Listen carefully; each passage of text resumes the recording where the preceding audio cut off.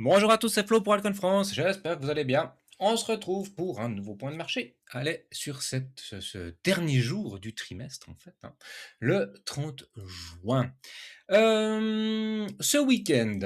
Ce week-end, pour bien commencer, petite passe d'armes iranienno-américaine. On s'est envoyé quelques petits missiles, on a fait quelques petits raids aériens histoire de bien se montrer qui c'est qui a les plus grosses coronesses, toujours, hein. Mais en même temps, ben voilà, hein, correction vendredi, raid ce week-end et dimanche, Trump qui annonce que à Doha aura lieu un nouveau round d'observation et de négociation pour continuer à avancer vers la paix. Donc, ben voilà, c'est toujours intéressant de voir les rebonds de marché suite aux différentes annonces. Euh, donc, bon, bah, le pétrole a fini, hein, vous l'avez ici devant vos yeux, sur des points vraiment intéressants autour des 72 dollars, entre 72 et 73 dollars en fin de semaine. Enfin, hier, on a eu une petite bougie verte, mais vraiment rien du tout. Alors que le marché américain, lui, repartait à la hausse. Le Dow Jones finit sur un plus haut historique. On peut aller regarder, hein, le S&P, lui, il réimprime du vert, alors que vendredi, tout le monde criait au fait que c'était la fin du monde et que cette fois, la correction qui devait arriver arrivera et puis qu'on était parti pour les 7000 points. Mais bon, voilà, il suffit de deux lignes de Trump et puis tout ça, ça change. Donc maintenant, on verra un petit peu qu'est-ce qui va bien pouvoir se passer sur la semaine. Alors bien sûr, il faut surveiller cette macroéconomie, il faut surveiller la géopolitique. Pendant ce temps-là, le yen japonais, lui, a fait son plus bas depuis 40 ans, un truc comme ça, hein.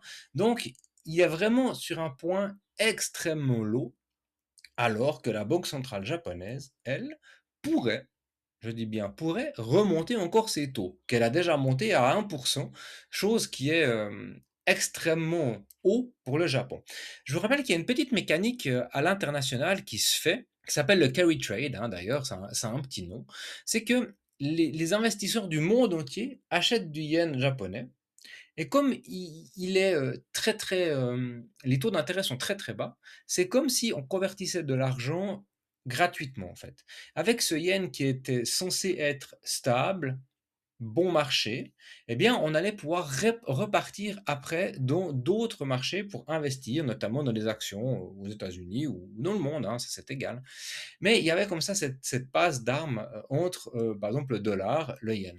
Mais si tout ça part en couille, eh bien, ça va être complexe. Il y a quelques mois, il y avait déjà eu une petite alerte, hein, quand la banque centrale japonaise avait augmenté ses taux, parce que ça vient en fait gripper euh, tout ce système. Vu qu'on a du yen qui s'échange, ou entre guillemets qui s'emprunte à 1%, il suffit d'avoir un très faible rendement en face pour que ça génère du cash. Mais si les taux commencent à augmenter et que le yen forcément se casse encore la figure, eh bien on perd là la valeur de cet échange en dollars qui est passé en yens. Donc ça c'est vraiment très important. C'est une mécanique qui fonctionne depuis des années et qui alimente comme ça les marchés mondiaux. Donc vraiment le Japon, l'économie japonaise, la monnaie japonaise a une place très importante dans l'économie mondiale. Donc ça, on doit le surveiller, c'est vraiment quelque chose qui est important. Alors, pour le moment, ça va, hein, les marchés se portent bien, mais voilà, ça reste intéressant.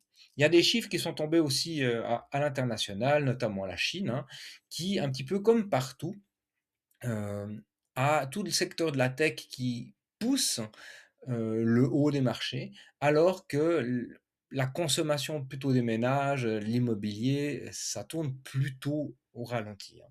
Ça, c'est ce qu'on appelle une économie en K. Il y a une partie qui monte et le reste baisse. Et ça peut être problématique si les deux extrêmes en fait s'éloignent trop.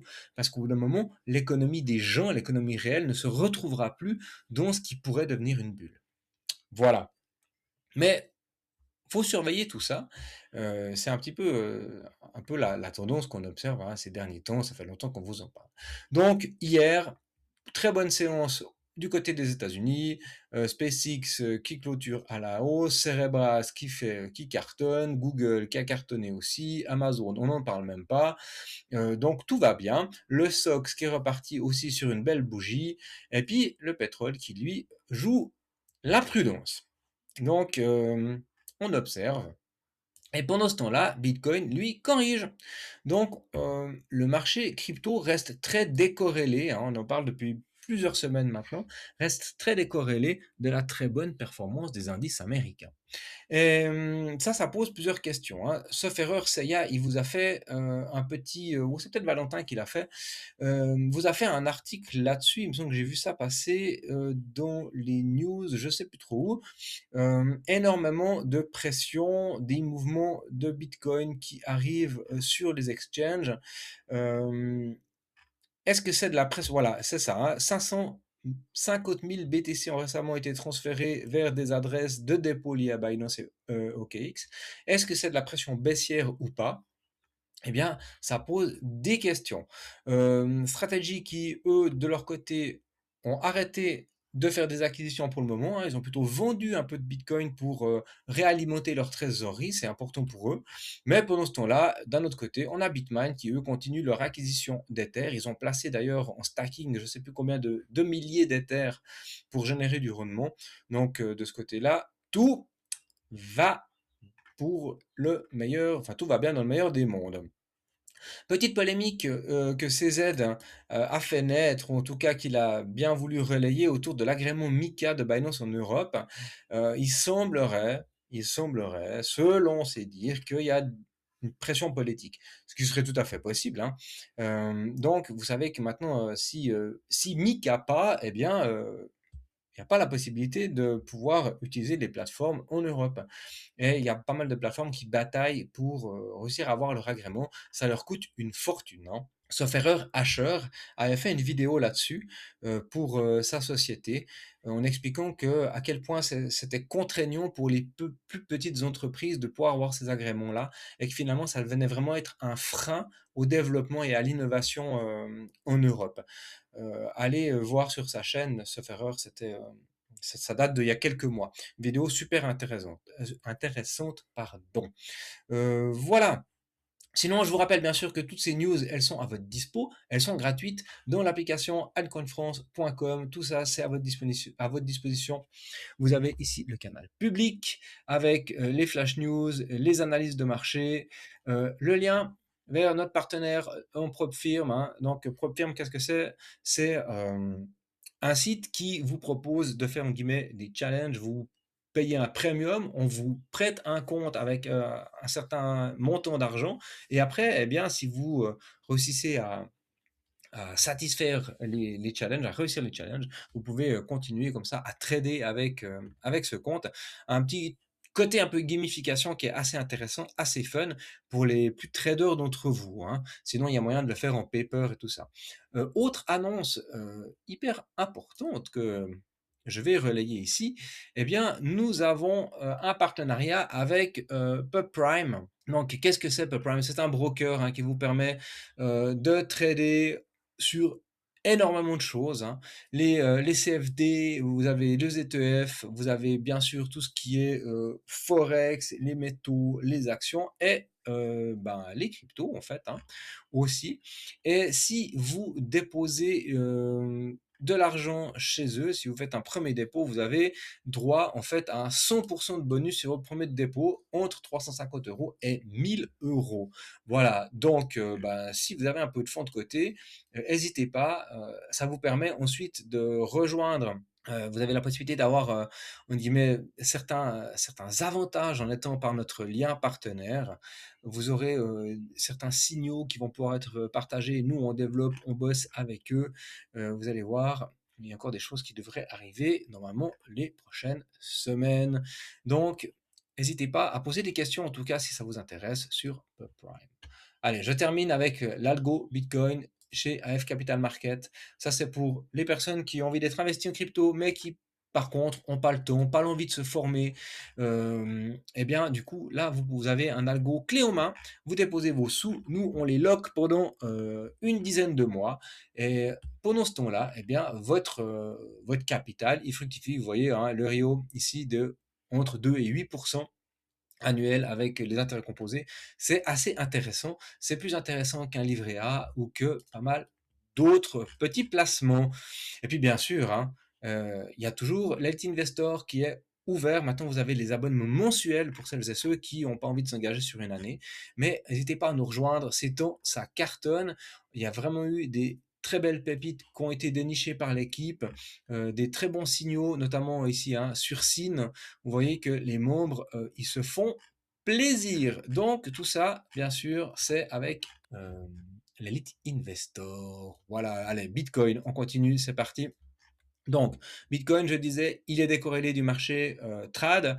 On corrige sur Bitcoin. On est en train de faire plutôt des signes de plus bas, alors que les indices, eux, ils sont en train de s'amuser dans le vert. Bon, pour le moment, en daily, ici, on est sur une forme de petit range, hein. Donc, on avait fait notre point bas à 57 925 $, plus ou moins. Donc maintenant, on a une div qui se crée ici entre le point du 5 juin et le point du 25 juin. Euh, eh bien, c'est très bien qu'on ait une div. Ça pourrait nous permettre d'aller rechercher des niveaux un peu plus hauts. Alors, qu'est-ce que ça nous permet d'avoir des divergences sur ces niveaux-là? Et puis en même temps, vous voyez MACD aussi, hein, effectivement, MACD qui est plus fort qu'avant. Par contre, on a toujours l'OBV qui, lui, est baissé. Donc, attention, on se méfie. On pourrait toujours aller plus bas. Dans ces niveaux-là, ce qui drive pas mal le marché, c'est l'open interest. Donc, on doit aller regarder un peu ce qui se passe du côté de l'open interest. Ouh là là. Alors, vous avez le taux de financement déjà qui est très élevé, qui a beaucoup augmenté. Donc, attention, ça coûte des sous maintenant d'aller ouvrir des positions longues. Intérêt ouvert, il est passé ici du 26 juin à environ 97 à 103. C'est pas mal, hein. Ouais, il y a quand même une belle hausse. Pendant ce temps-là, on voit que bon, bah, ça reste assez flat sur le CVD, ça va. Mais attention à l'open interest, hein. Si l'open interest monte trop vite, trop fort, ça pourrait inciter les market makers à nettoyer le train. Vous savez comment ça marche, hein. Quand il y a trop de positions qui s'ouvrent, eh bien, après, ça liquide dans tous les sens. Mais pour le moment, sur les futurs, on est plutôt en phase là de clôturer des positions longues. Donc peut-être que ça short un peu, ça c'est bien possible. Du coup, si on a des shorteurs qui prennent des positions là-dessus, ça veut dire qu'on a la possibilité d'aller travailler plus haut. Alors, comment on goupille ça? Eh bien, vous prenez votre charte en 4 heures ou en 1 heure, ça dépend de votre time frame de prédilection. Vous tracez un fib et vous obtenez ici les niveaux à bosser. D'abord, bien sûr, le premier arrêt de fib, hein, 60 900, et puis après la zone de short. Donc, si on doit faire un rebond dans cette zone-là, eh bien, on a la possibilité d'aller travailler la zone de short. En plus, vous voyez qu'on a un creux dans le volume profile, donc ça pourrait être la possibilité d'aller faire un petit rebond par là avant d'aller chercher plus bas si on doit continuer à être baissier. Est-ce qu'on est en train de faire un bottom ici? C'est très complexe à dire pour le moment. Pour moi, c'est beaucoup trop tôt. Il nous faut une vraie structure. Pour le moment, on n'a rien. Si on devait vraiment créer une structure de retournement, ça voudrait dire qu'on devrait avoir un creux, un sommet, un creux, mais qui ne serait pas descendant, mais ascendant. Donc on voudrait voir d'abord un premier sommet, un creux et un sommet ascendant, donc qui viendrait prendre ici les 67 000. Donc pour le moment, on n'y est pas du tout, hein. Dans une time frame comme ça, vous voyez, qui va se construire sur plusieurs semaines, on doit voir se développer ça. Maintenant, bien sûr, à chaque fois qu'on a une situation où on a une structure de retournement sur des plus petites time frames, ça permet de jouer des trades sur du 1 heure ou du 4 heures. Mais pour ça, eh bien, voilà, on parle vraiment de trading. Et là, je vais laisser ça pour les membres, et puis notamment un Seiya qui vous propose régulièrement des trades, soit en long, soit en short. Mais les niveaux intéressants pour nous sur du daily, c'est ces zones de short et bien sûr tenir pour moi, tenir les 58 667 $, sinon on ira voir plus bas. Ça me semble important et je vous rappelle, moi, ma target, elle reste toujours dans ces eaux entre les 52 et les 47K pour octobre. Mais entre-temps, eh bien, comme on l'a fait ici, on peut très bien avoir un range avec des amplitudes plutôt fortes, hein. Là, on a eu en tout une amplitude de passer 20%, et 20%, et si on va chercher le sommet ici, on est même monté à plus de 30. Donc, pourquoi pas? Pourquoi pas rejouer encore un rebond, euh, même au-dessus des 67K avant de pouvoir aller plus bas. Mais pour le moment, c'est pas ce que je privilégie. Ethereum. Alors, Ethereum, qu'est-ce qu'il nous raconte? Alors, on a déjà fait notre FIB, on n'a pas réussi à prendre les 38,2 de Fibo. Ça, c'est toujours la même chose, hein. Quand on n'arrive pas à évoluer au-dessus du premier arrêt de Fibonacci, c'est qu'on a quand même une faiblesse assez forte, hein. Vous voyez, là, on est venu pile poil dessus et on s'est fait ravaler. Donc, si on prend la charte en 4 heures pour avoir un petit peu plus de vision, on voit que pourtant on a une belle bougie d'impulsion, hein. On est venu prendre ici les 1605 $. On est arrivé dans la zone de short, on a traversé le MA50 Expo et ensuite, boum, on se fait ravaler.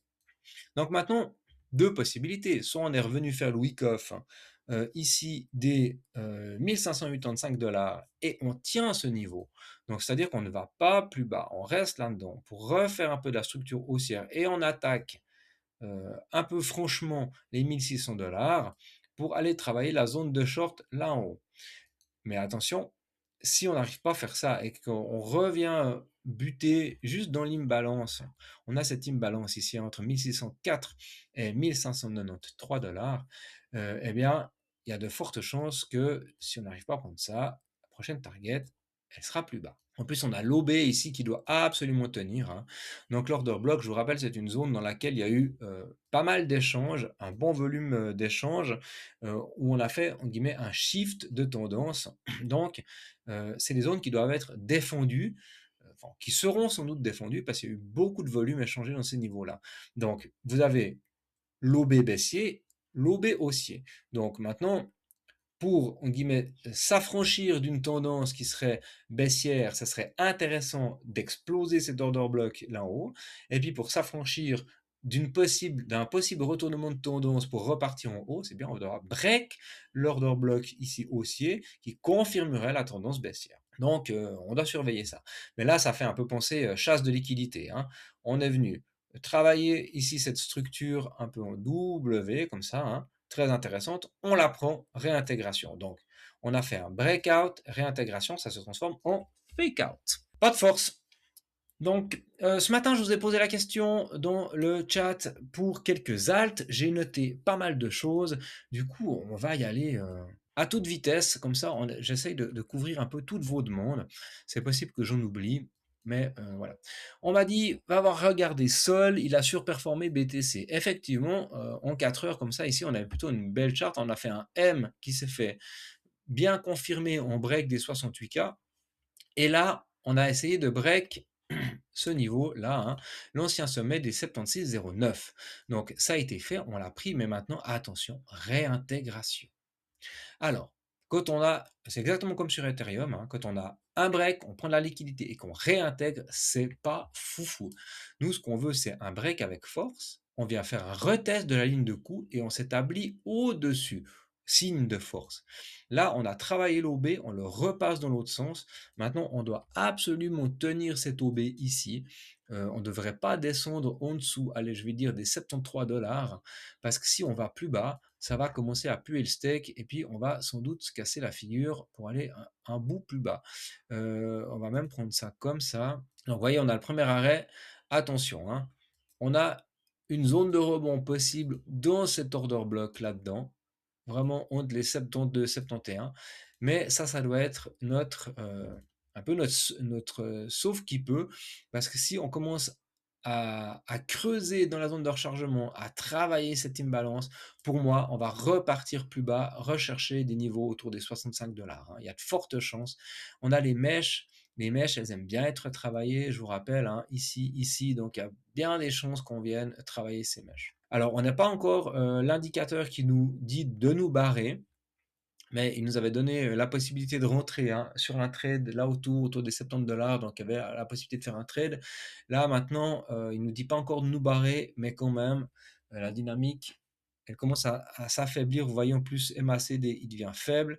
On sort ici de surachat sur William, l'OBV est aussi en train de repasser bear, on n'a plus de volume, donc on se méfie sur sol. FetchAI, attention, très très peu de volume d'échange, hein, on a des gaps qui se créent. Donc en daily, on avait eu cette belle impulsion hein, qui nous avait fait faire un x2. Après distribution, on revient sur des niveaux très bas. Alors, le projet, ça reste un projet j'ai envie de dire, qui est pertinent. Maintenant, on n'a pas de TVL, il n'y a pas d'évolution, j'ai pas tellement de news. On est dans la zone de rechargement, donc pour les personnes qui croient en ce projet, eh bien, vous savez comment ça fonctionne. Il y a moyen, en plus, on est prévenu chercher les 88,6 de Fibo. Euh, Moi, j'attendrai quoi qu'il arrive de la structure. Pour moi, j'ai pas de structure qui me permettrait d'entrer là-dedans. Maintenant, attention, ce projet a extrêmement corrigé. Il est plus du tout en tendance, donc on fait gaffe. Hein. Hondo, bah voilà, dessiné il y a quelques jours. Hein, on est dans la zone de rechargement. Moi, j'attends des niveaux là-dedans pour pouvoir recharger éventuellement un bag. Euh, Peut-être qu'on a fait ce qu'on devait faire. Moi, je pense qu'on ira chercher hein, les 0,27 $. Euh, Si on prend un peu plus d'espace, c'est vraiment le support. Vous voyez que là, on a moyen de venir travailler encore un peu plus bas jusqu'au 20, allez, 28, 27. C'est possible d'aller faire des mèches là-dedans. En tout cas, dans ce genre de truc, ça vaut la peine de se dire si l'idée, c'est de faire hop, je vais y arriver. Si l'idée, c'est pour vous, c'est de faire du DCA, de renforcer des bagues, eh bien, c'est de placer des ordres. Oups, on va enlever ça de placer des ordres sur des niveaux comme ça, qui paraissent même inatteignables. Et puis si tout d'un coup vous avez une mèche, paf, ben vous êtes fil. Ça, c'est toujours une possibilité. IO, ça fait un petit moment que j'ai proposé la possibilité de travailler sur un trade, mais plutôt en weekly, donc sur du très long terme, parce que la charte, elle est boule, hein, elle est posée sur sur le MA 50 période. Donc pour le moment, tout va bien. Euh, on est dans les niveaux d'achat, et puis vous voyez que pour moi, il y a possibilité d'aller chercher des niveaux plus hauts. On a cette zone de short, on a cet order block qu'on peut bosser, on est déjà en train d'en travailler un, mais pour moi, on pourrait tout à fait aller chercher le premier raid Fibo ici qui nous offrirait déjà un premier TP. Ça se construit tranquillement, plus personne n'en parle. Eux, ils annoncent, ils font du chiffre, ils signent des contrats, et puis la charte, elle va tranquillement. Donc, pour moi, IO, ça reste un client. On verra si j'avais faim ou pas. Hype, bah voilà, toujours tendance. Pour le moment, on est plutôt en train d'essayer de construire un rebond qui pourrait nous emmener sur ce ABCD. On a perdu pas mal de force quand même. On est un peu en train de compresser quelque chose sur Hyperliquid, vous voyez, hein, ça se contracte un peu comme ça. Donc il faudra voir dans quel sens on va réussir à s'extraire. On est en zone neutre ici sur William, sur l'OBV on est toujours positif, mais les volumes sont vraiment en chute depuis le mois de mai. Donc aussi on doit se méfier, ça veut dire que on pourrait avoir soit un coup une bougie d'impulsion haussière, soit une bougie de correction pour nous ramener autour des 52 $. Maintenant, on m'a demandé un point d'entrée sur Hype. Alors moi, je ferai attention, euh, parce que ça va jouer sur plusieurs niveaux. Si, typiquement, pour jouer un trade qui nous renverrait plus haut, donc pour vraiment faire du trading, on est sur un niveau qui est intéressant. Pourquoi? Parce qu'on a fait notre W avec retest. Donc là, on a la possibilité de jouer un trade. Un trade qui serait comme... non, pardon, je me trompe. Qui serait comme ceci, avec un stop sous la structure et chercher le CD. Vous voyez que le RR serait de 3,55, ce serait tout à fait intéressant. Hein. Donc là, on a la possibilité de faire du trading, même en daily. Donc sur 3, 4, 5 jours, peut-être un trade qui durait une semaine. Donc quand on fait des trades comme ça, on fait attention sur les dérivés, parce que le founding doit être élevé, donc ça va vous coûter des sous toutes les 8 heures. Par contre, en spot, eh bien voilà, on peut jouer ça, il n'y a pas de souci. Maintenant, si on va aller chercher en 4 heures, il y aura d'autres niveaux.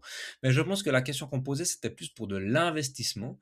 Alors pour de l'investissement, eh bien, on regarde notre chart en 3 semaines ou en weekly, c'est encore ce qu'il y a de mieux. Et là, on a, eh bien, tous les niveaux potentiellement intéressants qui commencent à se dessiner. Et on voit que pour le moment, on n'est pas dans une zone d'achat du tout.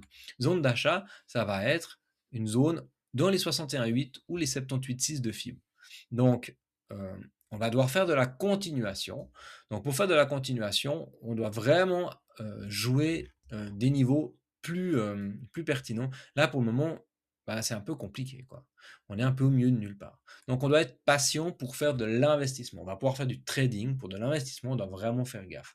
Soit à minima, on doit être sur les 38,2 de FIB avec un stop parce qu'on pourra aller chercher plus bas. Mais là, on est presque dans zone de short de la dernière impulsion hein, de correction. Donc, on est sur des zones de vente plutôt. Donc, pour moi, pas d'entrée possible pour de l'investissement. Trade, c'est autre chose. Avait très bonne réaction après ce dip du 1er juin. On revient à l'intérieur de, c'est pas le range, mais on revient au-dessus des 80, des 80 dollars. Donc très bonne réaction. Peut-être qu'on a fait notre point bas. Maintenant, pour en être sûr, on a besoin de structure. Morpho, morpho, morpho, morpho. On faiblit sur morpho un peu à tous les niveaux. Attention à ça, c'est pas top. Ici en weekly, hein, vous voyez que la tendance weekly, elle est clairement à faire du M. Donc, il nous faut un W inverse pour aller chercher vraiment un retournement de structure. Donc, si je prends en daily, nous avons déjà quelque chose d'intéressant. Donc, on avait cette grosse phase baissière. Maintenant, on a refait ici. D'ailleurs, je vous avais proposé la possibilité d'entrer en 4 heures à l'intérieur pour jouer un retour là. Donc, ça, c'est plutôt intéressant. Peut-être qu'il y a des gens qui ont pu le prendre. Je vous le souhaite. On a une div qui est en train de se faire gentiment. Si on prend ces niveaux ici des 0,28, on aura une div qui va se faire sur MACD.